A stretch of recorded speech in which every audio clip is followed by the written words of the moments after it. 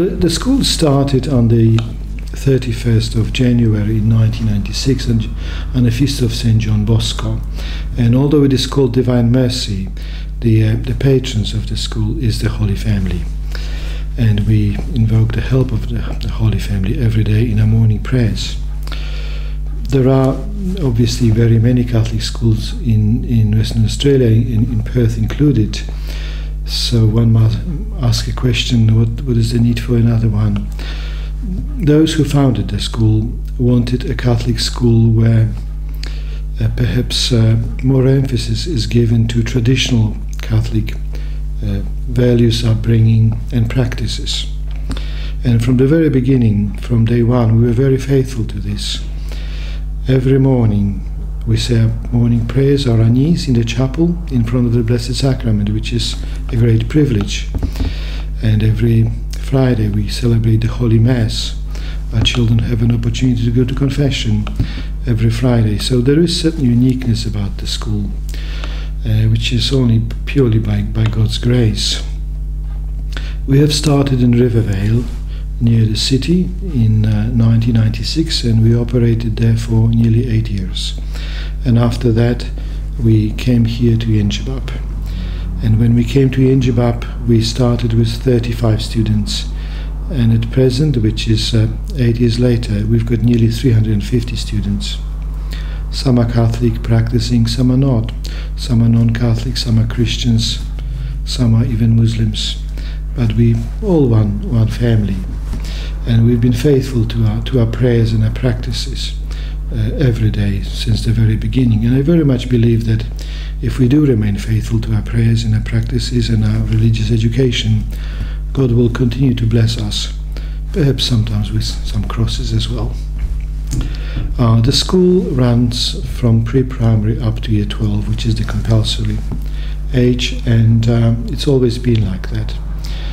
And we've had few successes, I'd say. Primarily we had a number of baptisms. Quite a few children over the years became Catholic. Even this year 3 girls have asked me to become Catholic, and some teachers also wanted to become Catholic. So that's the success of the school. Academically, in our primary school, in lower high school, I believe we operate at a decent level, clearly above the national average. And we had some very good, outstanding students finishing year 12 and going to universities and in various areas, and including vocations to priesthood. At the moment we've got one young man who is studying for priesthood. By the way, he studied law and then decided to become a priest. So yes, we are very, very pleased with that.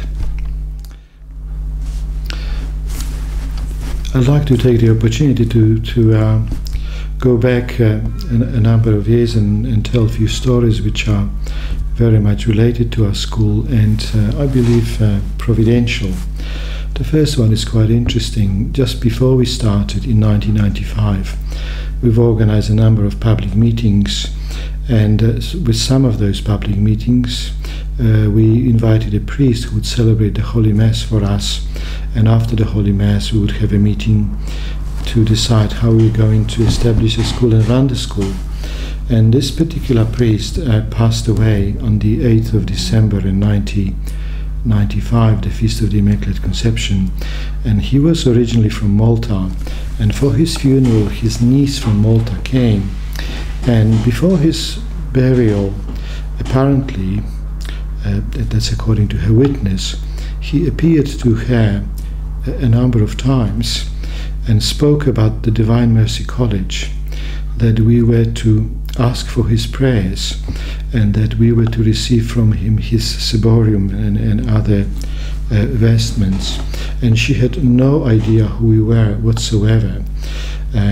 So through a friend of that priest, we received that ciborium and other vestments from him, and it's after the death of that priest. So I would consider it quite special, and we were using those vestments for quite a number of years.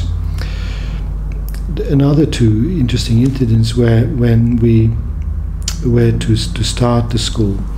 We were very poor. We had no money whatsoever on day one we had $2,000, and we were supposed to run the school for the whole year. And when we ran out of money, which happened very quickly, I said to the teachers that possibly that is our last day. I had no more money for any expenses whatsoever.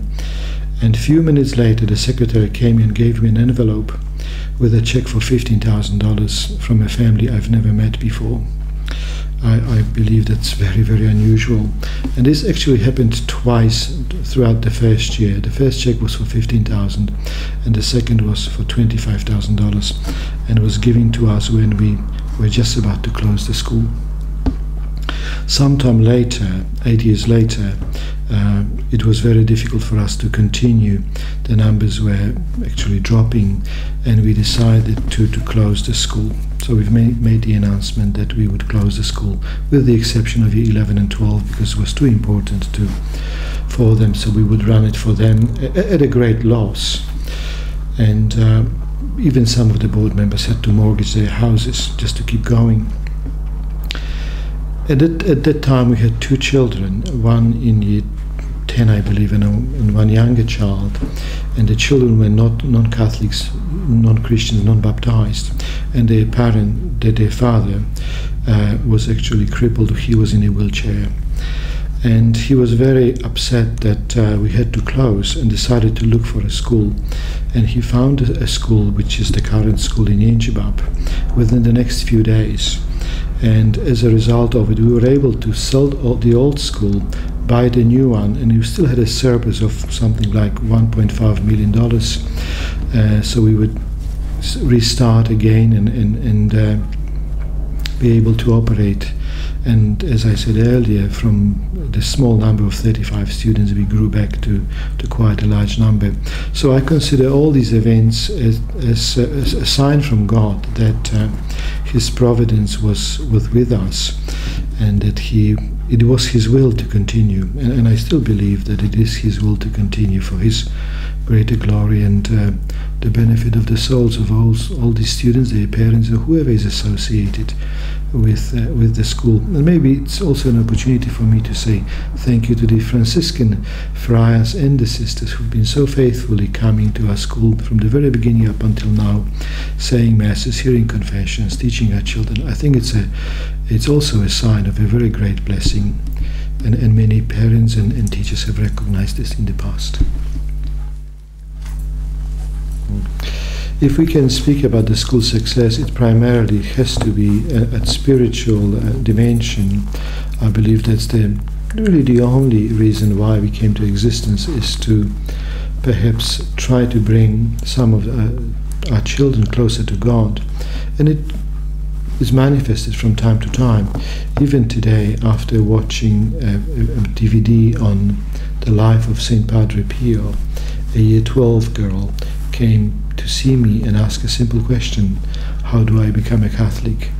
And I must admit that these rare occasions are the most joyous occasions in my entire life here at Divine Mercy College.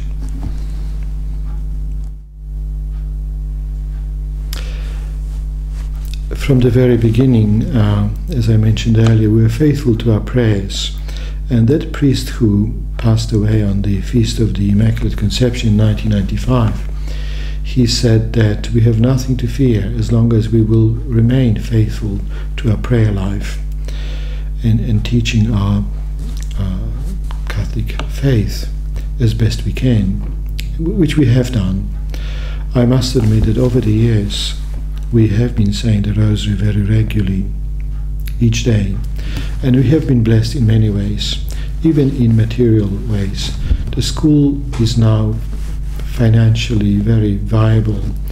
In fact, we were able to save up enough money so far to complete all the buildings, including a building of a new chapel. We already have a design for a chapel which will accommodate the entire school, about 350 students, and with God's grace we should be able to start building the chapel early next year, which will be the final building for the entire school.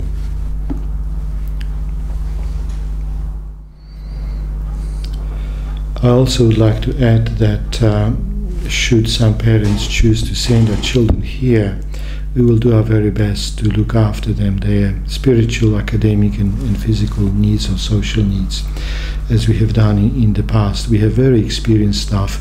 In fact, very few teachers leave our school. Usually whoever comes here stays for many, many years.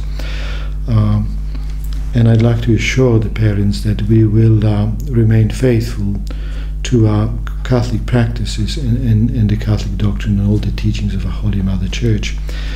And finally, I'd like to take the opportunity to say thank you to everyone who has ever contributed to our school in any way, in particular to the Franciscan friars and sisters who have kept coming here regularly and kept us in their prayers. I'd like to say thank you to all the priests who have said masses at our school chapel, who have